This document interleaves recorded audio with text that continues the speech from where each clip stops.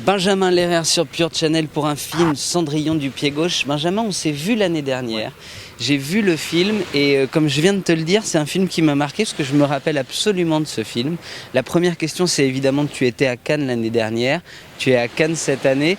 On va résumer le film, on va en parler. Mais déjà, comment se passe Cannes? Est-ce que c'est un projet où voilà, les chèques arrivent tout simplement, la distribution et tout ça? En fait, on est venu ici l'année dernière, on venait juste de terminer le film. Donc on est venu avec le film sous le bras, mais comme ça, pour le montrer. Et cette année, on est en compétition et en sélection officielle du festival Entre deux marches, donc qui a commencé hier, le 16, et qui se termine le 20. Donc le film est présenté ce soir. Et donc un petit peu de stress, normal. Donc oui, au bout d'un an, on a fait plein de festivals, on a eu la chance d'avoir plusieurs prix. Des prix du public, des prix du jury, des prix d'interprétation pour Axel Chervoz, la comédienne. Donc on est ravis, c'est un petit peu, on boucle la boucle et de jolie façon quoi, à Cannes. J'imagine qu'il y a une montée en pression pour toi, la projection est ce soir, cette projection est peut-être légale mais très importante comme dans les autres festivals, mais là c'est quand même Cannes. Ouais. Comment s'est passé l'accueil du public dans tous les festivals avant et puis là au moment de la sélection Alors avant on a eu la chance à chaque fois, j'ai l'impression que je suis le seul un petit peu à stresser pendant la diffusion du film à chaque fois, mais ça se passe hyper bien, aussi bien en France qu'à l'étranger. C'est vrai qu'à l'étranger ce qui est marrant c'est que ça rigole pas forcément au même moment qu'en France, donc ouais. C'est des moments assez rigolos parce qu'on s'attend pas des fois à des éclats de rire à ce moment-là où ça n'a pas été prévu pour, et puis voilà, donc ça dépend aussi culturellement de chaque pays, et là l'accueil en général est toujours très très bon. On a toujours des très bons retours, y compris de publics tout à fait différents, que ce soit de classe sociale ou d'univers culturel, on a de la chance. Le film pour moi est avant tout pas une histoire d'amour parce que c'est un peu compliqué, mais la recherche de l'amour. C'est le thème principal, c'est cette jeune femme qui recherche le prince charmant. C'est une journée dans la vie de cette femme qui va le trouver, on va en parler. Mais il y a aussi évidemment la thématique du handicap qui est ultra présente. Comment tu résumerais, toi, l'envie que tu as eue à la création de ce projet? Tu voulais justement mélanger les deux et perdre un peu le spectateur au départ?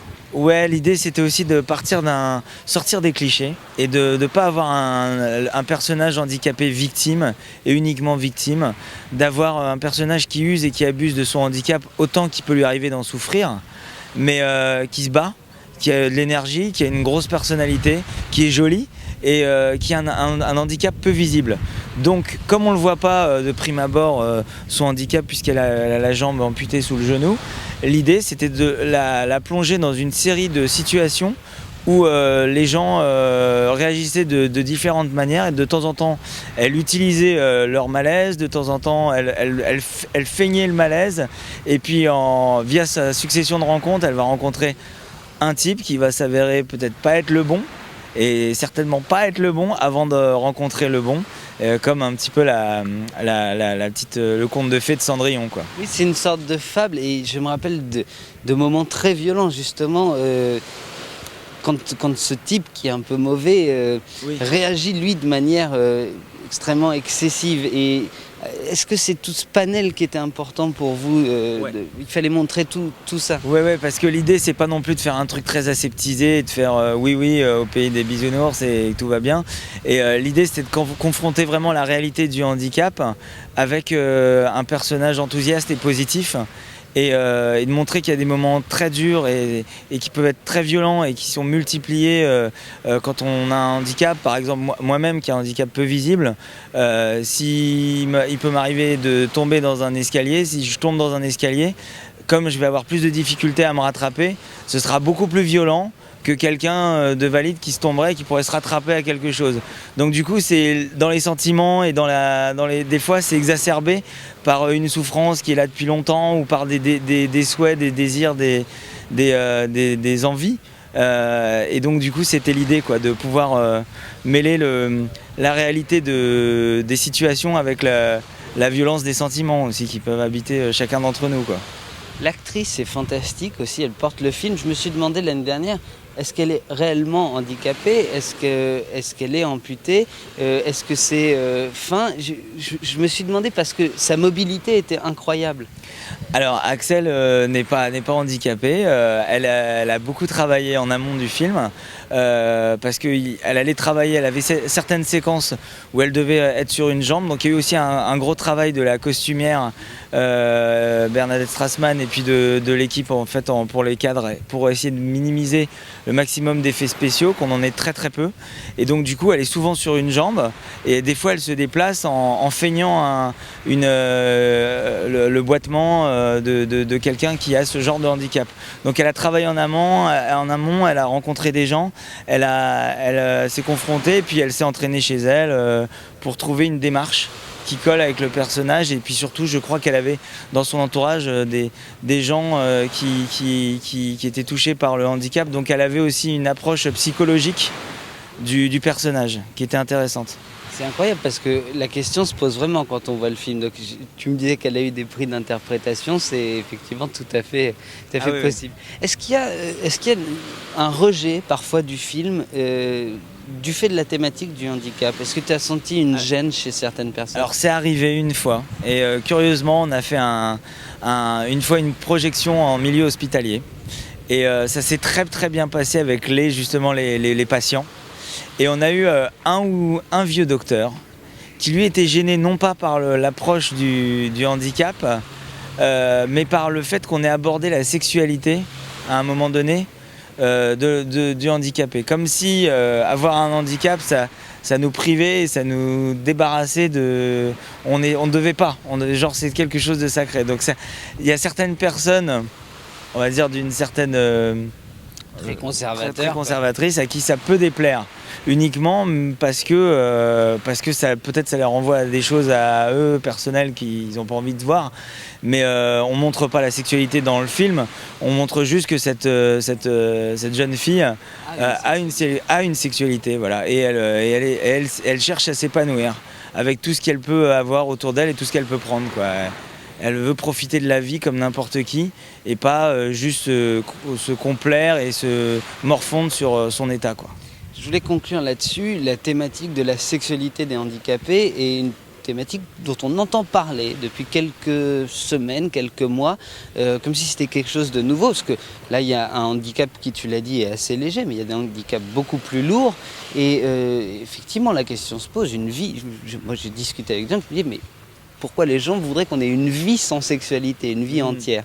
Est-ce que tu penses que ce film peut être un bon déclencheur pour s'inscrire dans ce débat-là? Et puis qu'est-ce que tu penses du débat, toi? Est-ce que tu as l'impression qu'il arrive très tard ou est-ce qu'au contraire c'est bien qu'il faut...